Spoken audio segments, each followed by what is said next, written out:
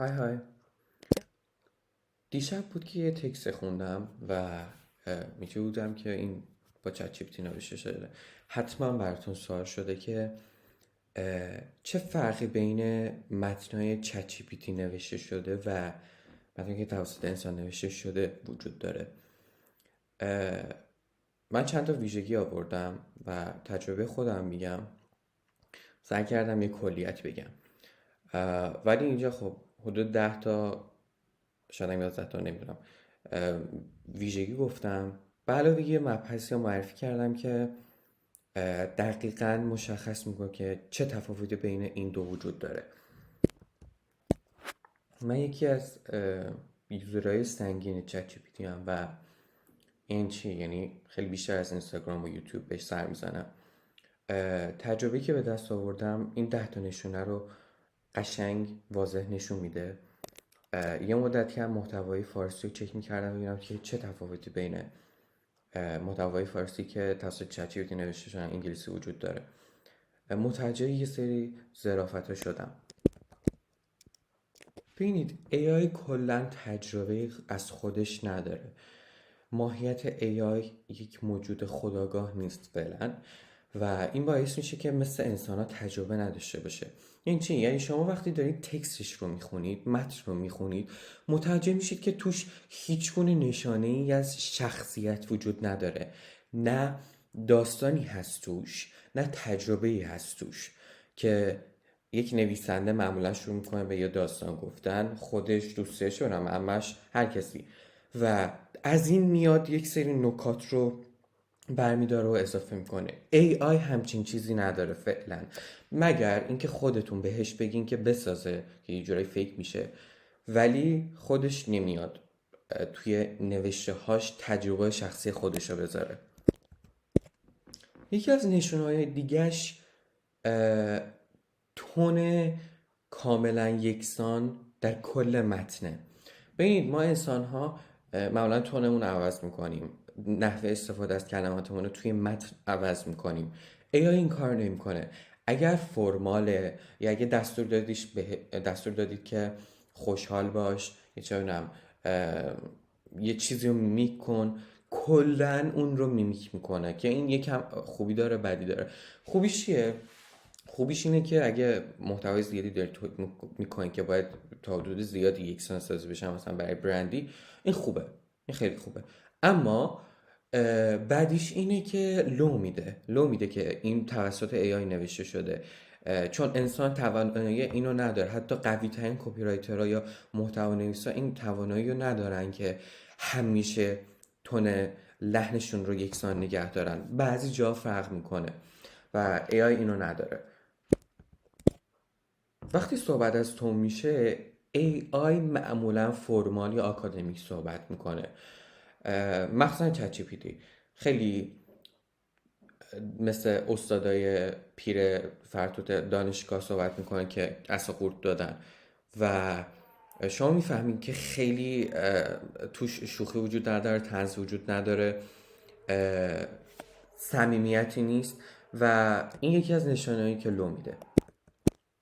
یکی از چیزهایی که ما رو توی نوشتن انسان میکنه و میتونم بگم که شاید یکی از نشانه‌های ارزشمند بودن تکست از این به بعد این خواهد بود، برعکس قبل، غلط املاییه و غلط دستوری زبانی. AI تقریبا توی این زمینه عالی عمل میکنه. مثلا زبان انگلیسی که با یه دیتا ست خیلی حجیمی ترین شده و اشکالش خیلی کمتر از زبان فارسیه. تکست هایی که AI میده معمولا هیچ اروری، هیچ مشکل املایی یا گرامری ندارن. شما میگین او چقدر پرفکتی، چقدر فوق العاده است. درسته که میتونید با گرامرلی هم این کار بکنید، اما از اول AI generated text هیچ اروری نشون نمیده از خودش. احتمالا ضرب المثل طبل توخالی رو شنیدین یا یک عمق به اندازه اقیانوس. AI دقیقا اینجوریه. تو خیلی از موضوعات اطلاعات گسترده‌ای داره ولی عمق نداره، نمیتونه وارد شه. یا وقتی وارد یه موضوعی میشه زود میره روی تاپیک دیگه. ببینید ما موضوعات رو به چند حالت داریم، یعنی دو حالت افقی و عمودی. موضوعات افقی دارید وقتی یک موضوع خیلی بزرگ رو در موردش صحبت میکنید، این هر کدوم ساب تاپیک داره.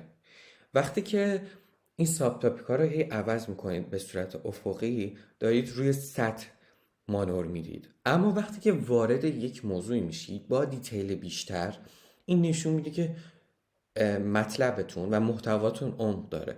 AI تا نگید نخواید خودتون عمدن واردش نشید، این عمق رو نشون نمیده و شما مجبورید توی سطح بمونید. چون AI مثل ما آگاهی نداره و مثل ما کار نمیکنه، درکش از موقعیت‌ها و ظرافت‌های موقعیتی هم کمه و ممکنه که یه سری تکست بهتون بده که خیلی بی ربطن، مسخرن و به همدیگه ربطی ندارن، یا توی اون کانتکستی، توی این موقعیتی که شما کار میکنید به درد نمیخورن. و فرض مثال شما دارید روی یه چیز خیلی تخصصی کار میکنید، یک سوال میپرسید و AI کاملا جنریتد، کاملا جنریک به شما پاسخ میده یا اون کانتکست رو در نظر نمیگیره. یکی از راه حل‌های این موضوع اینه که بهش کانتکست بدید، کاملا وضعیتی که توش هستید رو توضیح بدید. با این همه باز هم به قدر انسان نمیتونه درک از ظرافت‌های موقعیتی داشته باشه. یعنی نه تنها هیچ گونه داستان تجربه شخصی نداره، بلکه اگر اغلبشون اینجوریه، روی هیچ در حقیقت نظر یا تعصب خاصی هم نداره. ببینید ما انسان ها موجودات متعصبی هستیم. تعصب نه به معنای بدش که معمولا هممون بد میدونیم، تعصب به این معنی که یک چیزی رو به چیز دیگر ترجیح میدیم. مثلا من ممکنه چونم قرمه سبزی رو به فسنجون ترجیح بدم، نه نمیدم، ولی خب این یک سلیقه شخصیه. AI چون مثل ما هویت نداره، سلیقه شخصی هم نداره، پس توی نظراتش هیچ گونه، معمولا به خصوص توی چت بات هایی که حالا تو غرب تولید شدن و بیشتر با ارزش های دموکراسی و آزادی و بیان و اینجور چیزا ترین میشن، هیچگاه یک نظر خیلی سفت و سخت و محکمی نمیده. معمولا توی بحثاش همه جانبه نگاه میکنه و نمیدونم اگه دقت کرده باشید اینجوری تموم میکنه چت جی پی تی که please note that remember that مثلا چه میدونم this is not all the times happening و شروع میکنه به گفتن اون یکی طرفش. اینو در حقیقت تکست جنریت کردن، اینو فکر کردن مخصوص AI. انسان ها چون نظر و ترجیح شخصی دارن و معمولا یک طرفه نیست، نمیتونن نوترال یا خنثی بمونن، نظرات یک طرفه میدن. ممکنه که به AI بگی این خوبه بده، نگه بگه هم خوبه هم بده، ولی به یه انسان بگی بده یا خوبه، خیلی مشخص. و این به خاطر ذات ماست، چون ما انسان ها باورها، ارزشها و تجارب شخصی داریم که AI نداره. این با پیشرفت مدل های جدید مثل GPT-4 کمتر شده، ولی گاهن میبینی که یه سری دیتیل میده که عجیب غریبه، یعنی یا زیاده یا اصلا دیتیل نمیده. انسان ها معمولا دیتیل ها رو در مقدار مناسب میدن، یعنی اگه میخوایم تو یک موضوعی کاملا به این وارد شیم دیتیل بیشتری میدیم، اگه نه دیتیل کمتر. AI اینو بعضا نمیدونه. مخصوصا من چیزی که جدیدا متوجه شدم از تجربه خودم این بود که اوایل تکست، اوایل پاسخش دیتیل زیادی میده، انگار توکناشو مصرف میکنه، به آخر که میرسه توکناش تمام میشه. نمیدونم این یه مشکل جهانیه یا تجربه شخصی من. مورد بعدی مشکل AI با افکار انتزاعی، موضوعات انتزاعی و خلاقانه است. ببینید انتزاع و خلاقیت مختص انسانه فعلا و AI اینو نداره. توی متونش میتونید بفهمید که اگه مخصوصا در مورد بحث‌های اخلاقی و فلسفی و یکم خلاقانه صحبت کنید، درسته که تا حدود خیلی زیادی از خودش خلاقیت انسانی یا میمیک شده انسانی نشون میده، اما خلاقیت انسان رو نداره. این موضوع رو بعدا بیشتر توضیح میدم چون با همین کلیگویی نمیشه چیزش کرد، ولی یکی از موضوعات اساسی که میتونید بفهمید این متن توسط انسان ننوشته شده، توسط AI نوشته شده. یکی از اساسی ترین دلایل همه اینا نبود مؤلفه‌ای به اسم برستینس هستش. فارسیش همین الان سرچ کردم ولی معادل فارسی دقیقی براش وجود نداره. برستینس برست یعنی انفجار، برستینس یعنی مقدار انفجاری بودن. شما فشفشه رو در نظر بگیرید یا یه رگباری مثلث این چیزی، این پشت سر هم داره یه فعالیتی انجام میده. انسان ها توی مغزشون برستینس بالایی دارن وقتی می نویسن. یعنی چی؟ هر متنی یک سری مؤلفه داره،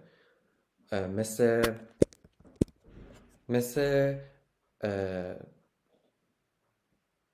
طول جمله، کلماتی که استفاده میکنیم، احساساتی که توش نشون میدیم، ساختاری که داریم، کلماتی که باز استفاده میکنیم، گرامر، همه اینا. و AI اینا رو به صورت رباتیک انجام میده. انسان ها خیلی کیاتیک تر و خیلی رندوم تصادفی تر اینا رو تولید میکنن. ممکنه مثلا یه جمله ما 5 تا کلمه توش باشه، یه جمله ما 10 تا کلمه توش باشه. AI یه میانگینی وجود داره، مثلا 8 تا توی همه جملاتش میانگین کلماتشه. یا احساسی که نشون میده AI فقط خوشحالیه یا ناراحتیه یا غمه یا انزجاره، یکیشه یا معمولا 2 3 تاشه. انسان میتونه طیف زیادی از احساسات رو توی جملات یا پاراگرافاش نشون بده. توی پاراگراف میبینی 5 6 تا احساس عوض شد. یا کلمات، ببینید AI خیلی کلمات، چون بر اساس دیتا ست هایی که توی اینترنت و کتاب ها اینا ترین شده، خیلی کلمات رسمی استفاده میکنه. کلمات شخصی نداره، دایره المعارف شخصی نداره، یه چیزایی که محلی هن، یه چیزایی که مختص منن، یه چیزایی که منو من میکنه، الیا رو الیار میکنه، تو رو تو میکنه، هیچ کسی دیگه استفاده نمیکنه. مخصوصا توی نوشتار ممکنه که ما از یه سری شکسته نویسی کنیم، یه سری املا بنویسیم که مختص خودمونن، یه سری کلمات و آوا و صدا داشته باشیم که هویت ما رو تشکیل میدن. اینو نداره، مگر گفتم میمیکش کنی، ترینش کنن روی دیتا ستی، کلی بهش دیتا بدن، بگن که خب اینو یاد بگیر بر اساس این بنویس، که بازم تو اون اشکال خواهد داشت. و این برستینس 5 تا مؤلف هست، ولی اندازه جملات متغیر. بعد اینکه ما وقتی از جملات استفاده میکنیم، بعضی جملات هم ساده است، بعضی جملات هم پیچیده است به لحاظ دستور نگارشی. انسان اینو هی بالا پایین میکنه، بعضا ساده، بعضا غیر ساده، بعضا پیچیده و هیچ الگویی برای این نمیشه یافت تقریبا. اینجوری نیست. بعد گفتم همون بحث ایموشنال نوانس یا چیز احساسی، اون ظرافت احساسی که ما داریم AI نداره. یه مورد دیگه هم که وجود داره اینه که اون کانتکست، موقعیت، ما توی موقعیت‌های مختلف نحوه صحبتمون رو عوض میکنیم، مثلا تو پیام، توی ایمیل، توی نامه اداری، توی هر چیزی. AI اینو کمتر داره، هرچند که میتونید بهش بگید مثلا چت با این تون، ولی خودش درکی زیادی نداره که تو موقعیت هایی که نیاز به ظرافت دارن چجوری بنویسه. و درسته که AI میتونه از آرایه های ادبی استفاده کنی، ولی نه در حد انسان، چون گفتم خلاقیت، معنی، درک زبانی، اینا چیزایی که مختص انسان فعلا. و توی نوشت‌های AI این آرایه‌های ادبی رو نمی‌بینید، تفاوت‌ها رو نمی‌بینید، ظرافت‌ها رو نمی‌بینید. یه مثالی که حالا آورده شده اینجا دو تا متن نوشته شده با low burstiness و high burstiness. Artificial intelligence has numerous applications in today's world. It is used in various fields such as healthcare, where it assists in diagnosing disease, in finance, where it helps in predicting market trends, in automotive industries for developing self-driving cars. می‌بینید چقدر تونش یکسانه، هیچ خلاقیتی نداره، خیلی فرماله و جملاتش مشابه همن، حتی ساختارشون. و فکر کنم 2 جمله است کلا، نه 1 2 3 4 جمله است. و بالا هایبرسینس اگه مقایسه کنیم بیشتر این دیتیل ها رو میفهمیم. AI algorithms are complex and require large data set to learn from. They are capable of processing vast amounts of information quickly, which is beneficial in making data-driven decisions. However, they are challenging. ببینید کاملا فرمال، کاملا ChatGPT نوشته شده. حالا بریم های برستنس. AI is everywhere. کژواله، خیلی خودمونیه. It's changing everything we do. تغییر جمله رو میفهمین ساختارشو. In healthcare, it's spotting disease. Kind of a high-tech doc. مثلا اومد از حالت فرمال پرید حالت اینفورمال. بعد کلمات خودمونی تر استفاده کرد. یکم ساختار کلماتش رو عوض کرد. این فایننس جمله رو عوض کرد. سوال پرسید. همون آرایی ادبی، استفهام انکاری. It's all about predicting what the market will do next. ببینید داره مثل انسان صحبت میکنه. And cars that drive themselves, باز that's AI too. But it's tricky stuff. These algorithms. ببینید حتی این من توسط جی پی تی نوشته شده، فقط گفتم که با های برستینس بنویس. حتی اینجا معلومه که با جی پی تی نوشته شده، چون میتونید یکم وقتی بخونید الگوهای نیکسان پیدا کنید.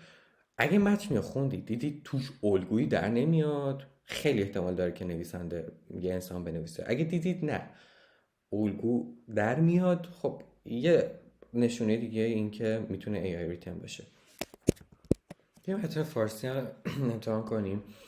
من اسم برسینس رو گذاشتم انفجار انگاری. اگه ترجمه بهتری بود لطفا بگید.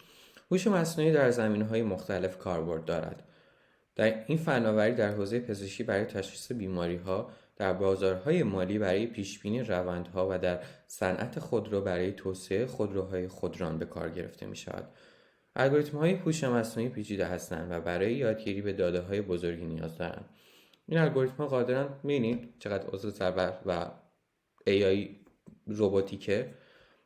به نظرم باید دست از اینجوری نوشتن یا کلاً محتوا تولید کردن برداریم. یه چیزی که من شخصا دارم میبینم توی فضای کریئتور غیر ایرانی اینه که افراد واقعا سعی میکنن که خودشون باشن تو نوشتن، حتی اگه سطح زبانشون پایینه خوب نمی‌نویسن، چون AI generated text وحشتناک زیاد شده، خیلی زیاد شده. از هر 10 تا پستی که می‌بینین 8 تا 6 تاش با AI نوشته شده و می‌فهمین معمولاً هم کسایی که با AI می‌نویسن بلد نیستن یه جوری بنویسن که خب نفهمن یا این ظرافت‌ها رو رعایت کنن. هوش مصنوعی داره دنیامون رو عوض میکنه. تو پزشکی مثل یه دکتر فوق‌العاده بیماری‌ها رو تشخیص میده. تو بازار مالی چی؟ داره آینده بازار رو پیش بینی میکنه. ماشینایی که خودشون رواندگی میکنن اونم هوش مصنوعیه. ولی نه، کارش آسون نیست. این الگوریتم ها البته خب اومده ترجمه کرده متن قبلی ولی به کلی داده نیاز دارن. سریع و کارآمده. ولی یه نکته هست، اخلاق. باید مراقب این فناوری باشیم. قوانینش چیه؟ این مهمترین سواله. این طولانی ترین ویدیویی بود که فعلا ضبط کردم در مورد هوش مصنوعی و امیدوارم که خوشتون اومده باشه. سوالی داشتید ازم بپرسید. مراقب خودتون باشین. تو ویدیوهای بعد میبینمتون. بای بای.